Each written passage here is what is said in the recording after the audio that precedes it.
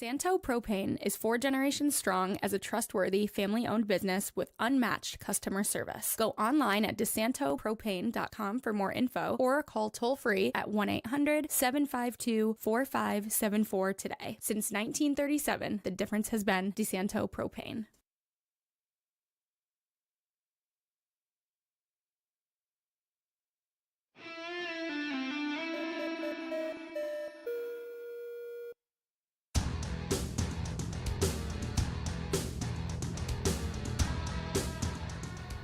Good afternoon. Welcome back to Against the Boards. I'm your host, Chamberlain Bauder, here for another week talking about lacrosse and hockey in upstate and western New York. Big thanks to my producer, Paul Russo, for getting us up and rolling. And, of course, it's that time of year right now in October, the preseason for everything, as we are almost there for the AHL starting tomorrow at home as the Amerks open their 70th season.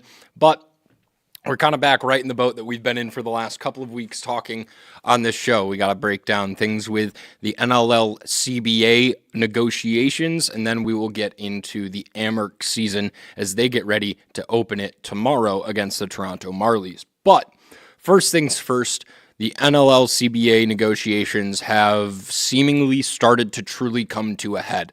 Last week when we talked about it on this show, we had Lacrosse Classified with an interview with Jamie Dawick, the current owner of the Toronto Rock, breaking down his feelings on everything. Now this week, 2 separate podcasts have come out with Reed Reinhold and with Zach Currier as the NLLPA president and vice president to come out and speak on all of these different types of things and let the other side of the story essentially be heard. As we take a look at some statements from Adam Levi real quick as we go through kind of the week that we've had, we start with October 7th, and it was a bit of a longer tweet, and I want to just read this whole thing to you. Starting with the second paragraph.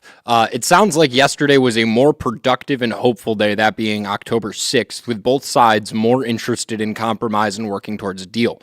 That's much improved from discussions in recent weeks where he heard there were moments when the sides were not very willing to talk things out.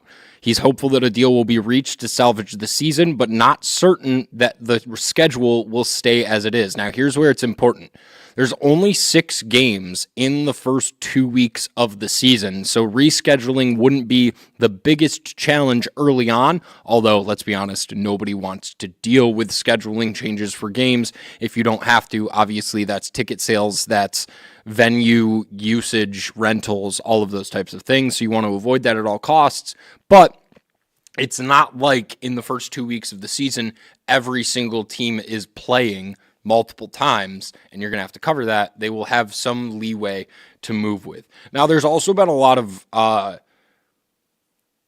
just things being said that as I look through Twitter and listen to these shows and I see things, it really just seems like this negotiation is coming to a head. People are talking about 30-game seasons, the NLL moving into the summer, offer sheets for rookies after their initial contract.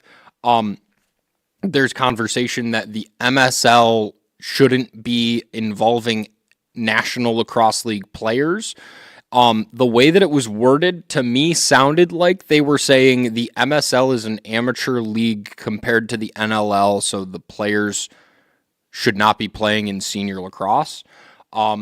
It also, though, could have read as the opposite way of those MSL people saying, we don't see NLL as major lacrosse, and we are. I don't think that's what it was. I think it was the first thing that I said, but it was definitely left up to interpretation in the way that it was written down in tweets. And we know how these leagues like to operate when they start to overlap with each other, and things can get real interesting when those types of things start to happen. Everyone says that they collaborate, and then one day you see half the guys playing in one league and never setting foot back in another, and you ask a lot of questions about how much collaboration is actually going on there. Other interesting things with this CBA, to me at least, while reading it, and the ones that really jar me as someone who wants to grow the sport of lacrosse. one of the biggest aspects to this hard cap that they're talking about enacting is enacting a cap on money spent on players outside of playing the game. So that is going to community events, outreach, school days, whatever it may be, going to camps, running camps, going to schools for a practice, whatever it may be. Those are going to be cut down for teams that spend X amount of dollars because they're going to put a cap on the amount of money that teams can spend on that. Why? Why are you penalizing teams for something that you should be incentivizing teams for? Are we not trying to grow the sport of lacrosse? Like, I get where we feel like we need to stop spending certain amounts of money. Community outreach is not the place to do that. It's just not.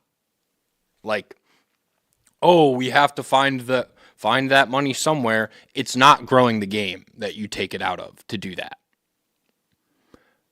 I think if that's the point that we're at, everybody needs to take a step back and go, what am I asking for here? Because are we trying to grow lacrosse or are we trying to make it more profitable? Because those are two different things. They can go hand in hand if you're willing to put the money into it, but those are not the same thing. And I don't necessarily know which one is being prioritized right now based on everything from both sides being thrown around. Because at the end of the day, when it comes down to an agreement like this in a CBA contract negotiation, each side has to be selfish to get what they want. And so it feels like the fans are the ones that are going to potentially lose out the most from this, which is really unfortunate. A lot of people bashing both sides of this. I don't really think it's a spot where anyone needs to be bashed. I think it's just a spot where we need to all take some perspective on the whole situation. The other tweet, though, from Adam that I want to talk about real quick, put up yesterday, hearing a new NLL CBA is getting closer to being finalized. Much progress made on the new CBA this week. The light at the end of the tunnel is getting bigger and brighter. He also said about an hour after that, there could be an agreement on Friday.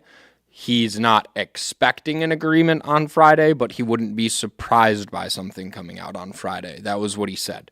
So I guess we'll just have to wait and see for tomorrow to roll around on that to really know. But definitely, if you are looking for some listening content this week and you're wondering what's going on with the CBA situation, go ahead and tune in. Lacrosse Classified had both Reinhold and Courier on, as well as the morning shoot-around, which I tuned into this morning. They had Reed Reinhold on with Tyler Pace and Christian Del Bianco. Overall, was just one of those things listening to it where it's nice to hear the opposite side now after having only heard the owner at the start of the month. But that does it for the talk about CBA negotiations in the National Lacrosse League. Hopefully no changes will come to the training camp schedule, but there's definitely a chance now that first week of training camp will have to get rescheduled. The hope, of course, though, is that nothing will have to change when it comes to actual game scheduling for this season. Now, shifting it over to the AHL, the Rochester Americans ready to start their season tomorrow against the Toronto Marlies at home, opening their 70th season in Rochester. They have some specialty jerseys ready to go. They did a little bit of a promo yesterday, sewing the C onto that jersey. They didn't announce whose jersey it was until about an hour ago. And I can confidently say, to no surprise of my own, based on the way that he really picked up leadership last season in the playoffs, that Zach Metza is the new captain of the Rochester Americans. Of course, why wouldn't the captain of a national championship winning Quinnipiac squad eventually be a captain in the minor leagues in the AHL? He has all of those leadership qualities. He's a guy at his size that will ultimately likely be with the Amerks for his career. It just makes complete sense to me as the captain for this squad to have Metza. And that cues us into a beautiful spot to kind of take a look at lineups and player availability and whatnot for the Rochester Americans as they will open their season tomorrow at home. We have the training camp roster. Of course, a couple of guys have already been sent down from that. All of those pending waivers have officially cleared waivers. So Jones, Rathbone, and Leshishin are all with the Amerks now. Peter Tischke just got sent down yesterday to the ECHL squad in Jacksonville, as well as trying to make sure I get the name right. I believe it was Brady Crane got sent down as well. Yes. If you're checking for some media availability yesterday, it was Consta Helenius, Radim Mirka, and Michael Leone that talked. Definitely go and check those out. The Helenius interview was very interesting. Ended it with about 5 minutes of an interview in Finnish, with the reporter being from Finland, and it was actually just really cool to watch how excited he was to be able to speak his first language, and obviously how comfortable he was getting into that discussion while speaking his first language. It was also interesting to hear him talk about the way that play works in the AHL versus across the pond, in that when you're playing in Europe and you're on a team, it's much more team-based, trying to help everyone succeed, versus you get to the AHL, it's a development league. Guys are a little bit more selfish with their play on the puck in the offensive end, which was just a really interesting statement to hear from him. Also, Amerks did a great job of putting captions and translations onto the screen to break that down so that it was easy to understand. But let's take a quick minute to get into the roster for the Rochester Americans as they head into this week, so you can kind of understand a little bit before you get into this game tomorrow what you might see from Roch as they take to the ice. So, first things first. They've got 7 centers on the roster right now. Now, if you can do math, you'll know that's a little bit too many. So the thing that comes with that is we know centers can also play, of course, other positions, and they're going to be lined up at winger. Guys maybe like probably an Anton Wahlberg might get lined up at winger unless it is a priority from the Sabres that they want him playing at center for prospect purposes. A guy like Red Savage, who's young and in his first year in the AHL, will probably play out on a wing as well, because you look through it and you've got guys like Josh Dunn, you've got Riley Fiddler-Schultz, you've got Consta Helenius, who I would assume that the Sabres want to see at center, and then still injured right now, but listed as a left winger. I think it'll be interesting to see where he actually plays this year, is Noah Osland. The center depth is outrageous for this squad, as it usually is every year. And they converted a lot of guys to center that were not playing center before this season, or at least have them listed on their roster as centers. But as I took a look through the rosters and the breakdown of everything, there are 6 wingers that are prospect wingers for the Sabres on the Amerks squad, and then they've got 4 that are truly those AHL wingers in Jagger Joshua, Kuntar, Warren, and Meyer.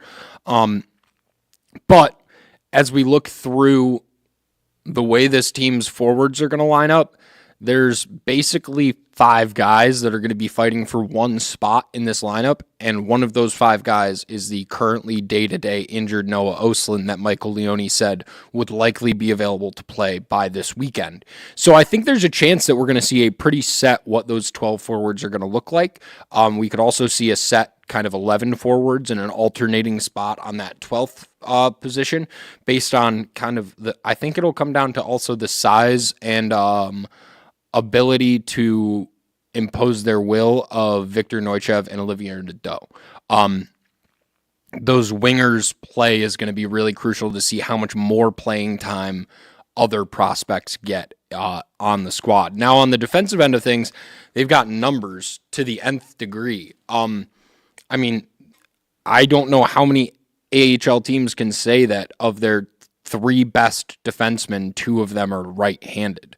I mean, of their top 4, Sidolov Komarov and Zach Metz are clearly in their top 4. They're both right-handed defensemen, and then they still have Radim Mirka on the Amerks right now. So, and now the thing with Mirka is, as a European, he can go back to Europe at any point in time this season. There's no weird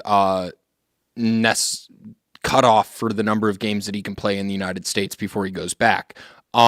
So I think ultimately they'll likely see what they get from Merca early on this season and then make a decision after that first week or so of the year. But they have a lot of options with the 18-year-old there on what they want to do.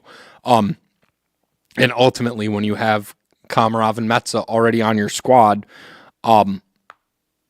it makes you wonder, do you want to give him third pair minutes, or do you want to send him back across the pond and let him play as long of a game as he possibly can, pretty much, and keep improving? Is that what he needs for his development right now, or does he need time with men? I guess that's ultimately the question. More time with boys, less time with men. That's the decision that they're going to have to make there. Then in goal, geez Louise, goalie's coming out the wazoo for the Amerks and Sabres organization. Devin Levi, Scott Ratzlaff, and Topias Leininen. All down with the Amerks right now. Meanwhile, 3 goalies with UPL being injured with the Sabres right now. Yeah, I think that goalie is, the goalie room now is solely based on performance, right? They can pull anyone up as they want to. They'll probably try to send someone down at some point. I think there's going to be a revolving door there in that position. But notes to really take as we go into this opening weekend for the Amerks. Not sure if we will immediately see Red Savage. I really hope that we do. But he's definitely one of those guys that's on the cusp when it comes to knowing what they can get out of certain guys that are returners to the squad. And I don't necessarily think he'll be playing center for this team right now based on how many they have on their roster. But definitely keep eyes out for those prospect forwards as this season will unfold. Some newer faces to the party with Lashishin and Konstantini. Nadeau and Neuchev, kind of new to the eyes of Amerks, as Nadeau is new, and then for Neuchev being out all of last season, now getting to come back after returning from injury.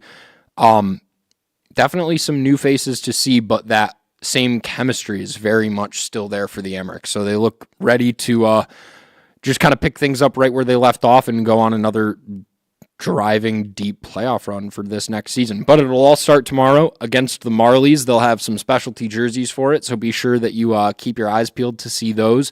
The white with the stars, it looks like right now. They've got a little bit of red, white, and blue on them, but a white base for those jerseys.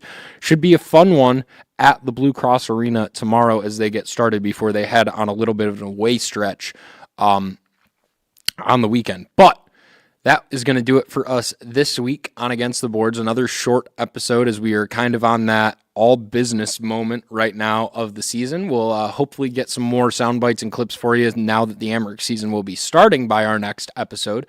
But for myself, Chamberlain Bauder, and my producer, Paul Russo, that's going to do it this week. We'll see you next time.